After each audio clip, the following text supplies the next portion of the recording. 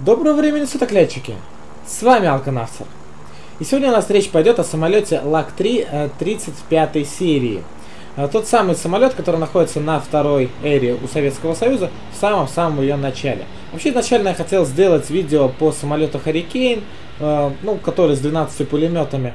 Потом я посмотрел на его оппонентов и увидел, что такой же боевой рейтинг у самолета ЛАГ-3 35.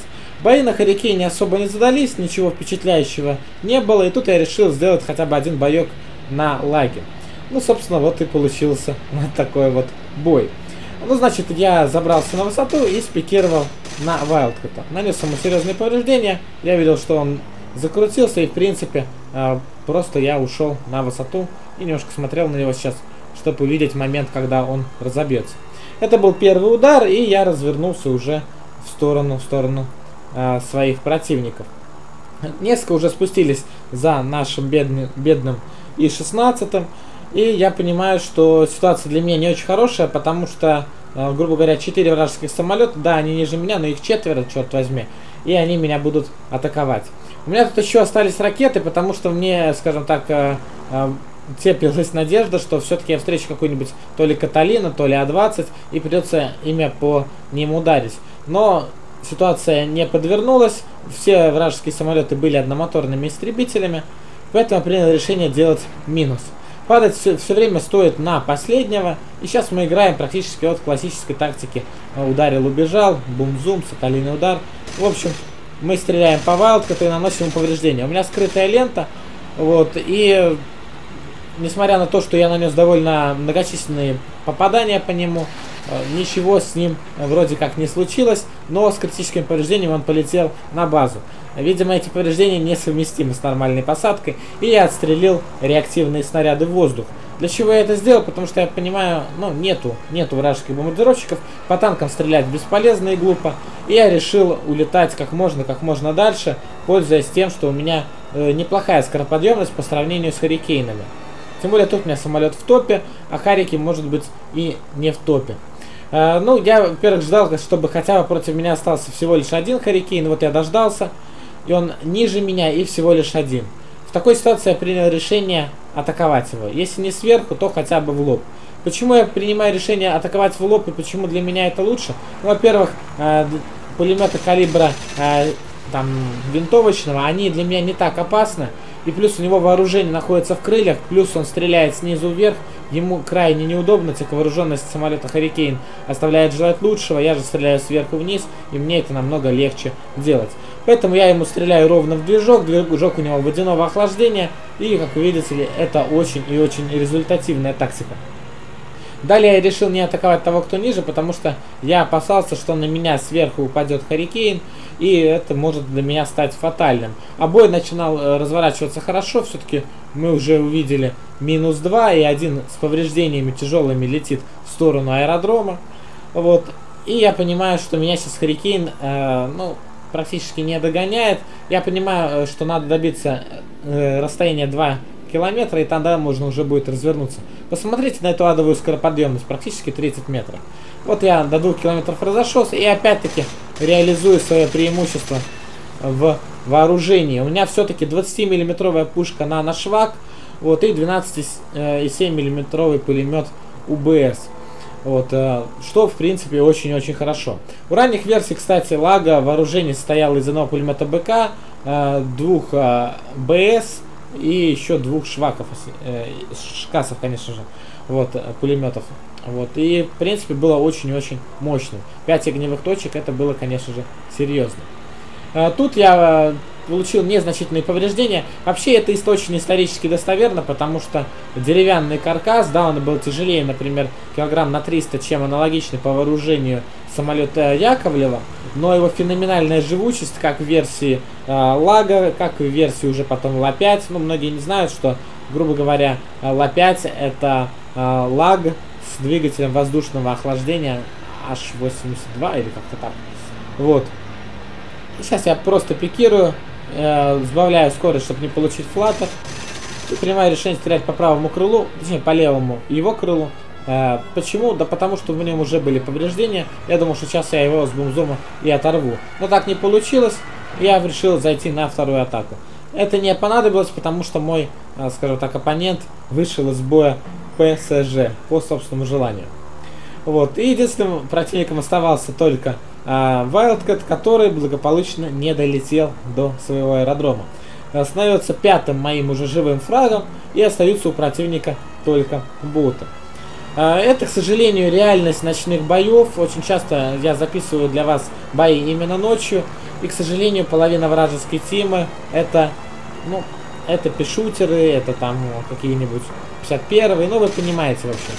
Это самолеты ранних уровней. Тут я наношу им опять-таки повреждения, беру, скажем так, упреждение заранее, и я вангую ту точку, в которой он окажется. И просто уже стабилизирую свой самолет. Потому что именно маневрировать на самолете очень тяжело. Я доворачиваю самолет, скажем так, прицеливаюсь и жду, пока вражеский П-26 окажется в той нужной мне точке. Вообще, тут я думал, что он врежется в деревья, чуть ли не пролетел через них. Мой союзник активно хочет мне в этом помочь, чтобы его сбить. Вот опять я готовлюсь и оп. То есть, ну, наводить на цель довольно тяжело. А вот приготовиться, зажать в нужный момент, это вот с легкостью. Швак разрывает вместе с УБСом, является просто имбовым оружием, как для этого уровня. Боекомплект вполне себе достаточный, точность у пушки и у пулемета просто безумные, и каких-то проблем с уничтожением противников практически не возникает, если только это не какой-нибудь А-20Г или Каталина. Впрочем, и можно уничтожить даже их. Это тоже задача вполне себе реальная. А вот тут вы видите яркие недостатки этого самолета. Это не самая лучшая маневренность на горизонте, одну из худших маневренностей на вертикали. То есть, к сожалению, вести маневренный воздушный бой на нем очень-очень тяжело. Но его вооружение позволяет это не делать на своем уровне. Благо, даже скороподъемность у него в принципе неплохая, как для своего самолета. Вообще лаги как были изначально? Изначально вот они были пятиточечные, потом постепенно снижали их вооружение, уменьшали емкость баков в крыльях, пока от них совсем там не отказались. Вот, и так далее и тому подобное. Потому что понимали, что необходимо постоянно снижать боевой вес самолета. Увеличить мощность двигателя не могли конструкторы, не было просто в Советском Союзе подходящих двигателей серийных водяного охлаждения. Вот, и поэтому необходимо было как-то снижать взлетный вес. Вот и добивались это снижением объема баков, ну и многих-многих других характеристик, которые, конечно же, хоть и улучшали его летно-технические характеристики, но и уменьшали его значимость как, ну, скажем так, самолета, и уменьшали его отличие от Яковлева. Несмотря на то, что живучесть, конечно, была на его стороне, но все-таки Яковлев был гораздо более маневренным в вертикали, в горизонте. Вот, и поэтому у Лага в 1942 году уже нависла серьезная угроза снятия с производства, и только установка двигателя воздушного охлаждения смогло вывести этот самолет на качественно новый уровень, и этим качественно новым уровнем стал самолет, конечно же, Ла-5ФН. Ну, Ла-5, Ла-5Ф, Ла-5ФН и так далее. Вот тут мы видим красивые взрывы, красивую графику War Thunder. Вот, и нам на 6 столицы пишите. Ну, конечно, бояться этого не стоит, но это скорее так, скорее детская забава. И я принимаю решение, что надо делать 7-й фраг. В конце концов, красивое число, почему бы и нет. Может и боты, но а что мне делать в такой ситуации? Топлива еще очень много, и лететь на базу я не видел никакого смысла. Боекомплект есть, а самолет очень-очень живучий. Порой, кстати, это один из тех самолетов, которые могут потухнуть, загоревшись, и после этого хоть куда-то еще долететь. Это редкий случай, но тем не менее лаги тухнут. Дельта Древесина дает о себе знать.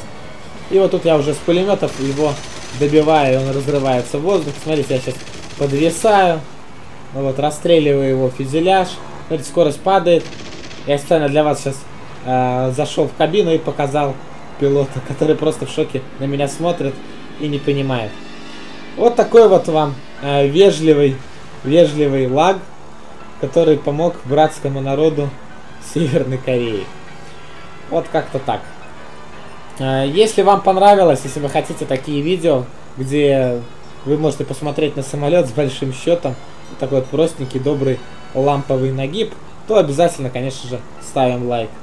Всех с началом рабочей недели. Приходите в 6 часов вечера на GamePilot, там будет мой стрим сегодня, 10 марта. Мне будет очень нужна ваша поддержка.